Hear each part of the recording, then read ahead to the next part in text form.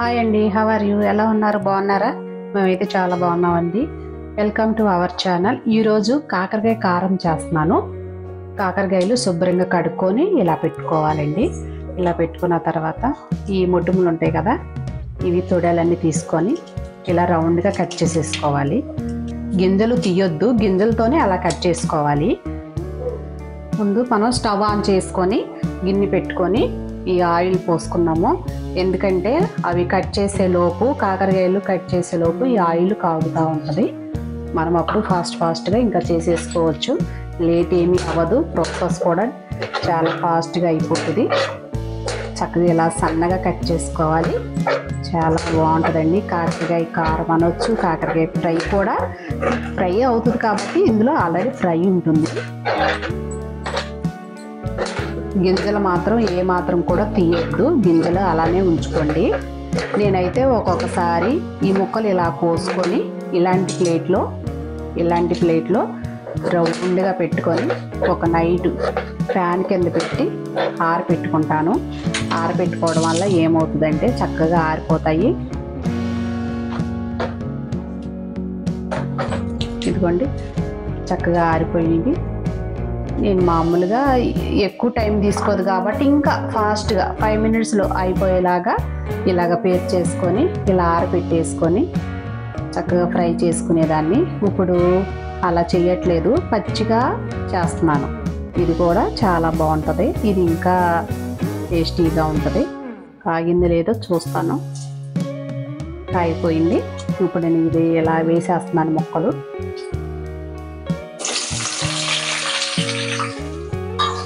అవి వేగుతూ ఉంటాయి. ఫ్రై అయిపోయినాయండి. ఇవి పక్కన పెట్టేసుకుందాం.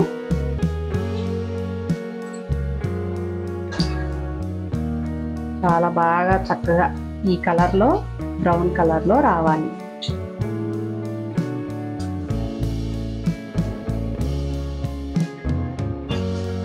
ఫ్రై కూడా చాలా మంచిదండి. చాలా జలుబులు, దగ్గులు అటువంటివి ఉంటే పోతాయి. షుగర్ పేషెంట్లు కూడా డైలీ ఇది ముందుగా రైస్లో ఒక ముద్దైనా తినాలి. చాలా బాగుంటుంది.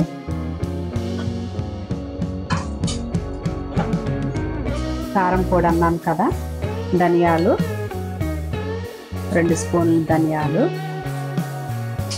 1 స్పూను మెంతులు, 2 స్పూన్లు జీలకర్ర, 1 స్పూను ఆవాలు, ఎండు కొబ్బరి. మీకు ఇష్టమైన వాళ్ళు ఎండు కొబ్బరి వేసుకోవచ్చు, లేదంటే ఎండు కొబ్బరి లేకపోయినా చేసుకోవచ్చు. ఇది మనం ఈ ఇవన్నీ కూడాను పౌడర్ చేసుకున్నాము. ఒక వెల్లుల్లి గబ్బాలు ఒకటి ఇలా తీసుకోండి, కచ్చబెచ్చ తీసుకోండి. తీసుకున్న తర్వాత 1 స్పూను సాల్ట్, 3 స్పూన్లు కారం. కారము ఎక్కువ ఉండాలండి, కారం ఉంటేనే బాగుంటుంది. ఇప్పుడు గ్రైండర్ చేసుకుందాం. గ్రైండ్ చేసుకున్నాం కదా, గ్రైండ్ చేసుకున్నది ఇలా వచ్చింది. ముందుగా వేపి పెట్టుకున్నాము. ఈ వేపి పెట్టుకున్న వాటిలో ఫస్ట్ ఈ గ్రైండ్ చేసుకున్నది పేస్ట్ ఇలా వేసుకోవాలి.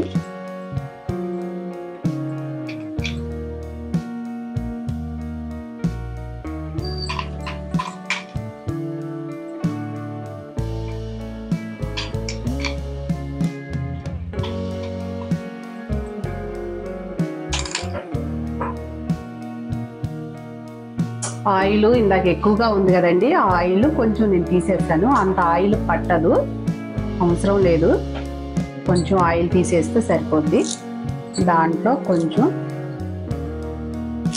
4 రెబ్బలు కరివేపాకు, 4 రెబ్బలు కరివేపాకు. దీన్ని కొంచెం ఇలా ఫ్రై చేసేసుకోవాలి. ఫ్రై చేసుకొని మీకు ఇష్టమైన వాళ్ళు కొబ్బరి వేసుకోండి, ఎండు కొబ్బరి మాత్రమే వేయండి, పచ్చి కొబ్బరి మాత్రం వేయొద్దు. అన్నీ మిక్సీ పట్టుకొని మిగిలిన ఆయిల్లోనే ఆ పౌడర్, ఆ పేస్ట్ వేసి ఇలా ఫ్రై చేసుకోవాలి. ఇలా వేసుకొని ఇలా కలుపుకోండి. చాలా సింపుల్ అండి, చాలా తొందరగా అయిపోతుంది.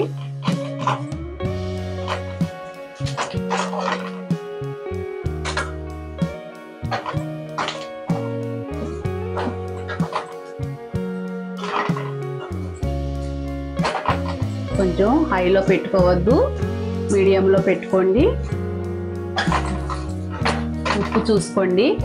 నాకైతే సరిపడినంత కారం వేసుకున్నాను. మీరు కావాల్సితే ఇంకెక్కువ వేసుకోవచ్చు. ఎక్కువ వేసుకున్నా పర్వాలేదు, తక్కువ వేసుకున్నా పర్వాలేదు. మీ యొక్క రుచిని బట్టి, మీ యొక్క ఘాటుని బట్టి మీరు వేసుకోండి. నేనైతే పల్లీలు వేసుకోలేదండి. మీకు ఇష్టమైన వాళ్ళు పల్లీలు వేసుకోవచ్చు, పుట్నాల పప్పు వేసుకోవచ్చు. నేను ఇంకా అది వేస్తే కొంచెం టేస్ట్ మారుతుందని నేను వేసుకోలేదు. నాకు ఇలాగైతేనే ఇష్టము, ఇలానే బాగుంటుంది. చాలా బాగుందండి, మంచి కలరు, స్మెల్ కూడా మంచిగా, చాలా మంచి వాసన వస్తుంది. ఇది చాలా మంచిదండి కడుపులోకి వెళ్ళటం. ఇది రైస్లో తినొచ్చు, మామూలుగా చపాతీ తినొచ్చు, ఇడ్లీ కూడా తినొచ్చండి. షుగర్ పేషెంట్లు అయితే ఇడ్లీ తింటే చాలా బాగుంటుంది. చిన్నపిల్లలకి అయితే కడుపులో నులి పురుగులు ఉన్నా పోతాయి. షుగర్ వాళ్ళకైతే షుగర్ కంట్రోల్ అవుతుంది. చాలా మంచిదండి, హెల్త్కి మంచిది. ఇది దగ్గు జలుబు మనకైతే ఇంకా చక్కగా తగ్గుతుంది. ఇది డైలీ కంపల్సరీగా కాకరకాయ చాలా మంచి ఔషధం. ఇది చాలా మంచి ఫుడ్. కాకరకాయ అంటే చాలా బాగుంటుందండి. చూసారు కదా ఎంత బాగా దానికి ఈ ముక్కకి ఎంత బాగా కారం పొడి అంటేసిందో. నేను అయిపోయిందో బౌల్లో తీసుకుంటాను. కాకరకాయ కారం రెడీ అయిపోయిందండి. మీరు కూడా తప్పక ఇలా చేసుకుంటారని అంత ఆశిస్తూ లైక్ చేయండి, షేర్ చేయండి, సబ్స్క్రైబ్ చేయండి. తప్పక ఈ వీడియోని మీరు చూడాలి, మీ ఇంట్లో కూడా చేసుకోవాలి. వచ్చేది చలికాలం, చాలా బాగా చేసుకోండి. చూసారు కదా, ఆ వీడియో మీకు నచ్చినట్లయితే లైక్ చేయండి, షేర్ చేయండి, సబ్స్క్రైబ్ చేయండి. Thank you.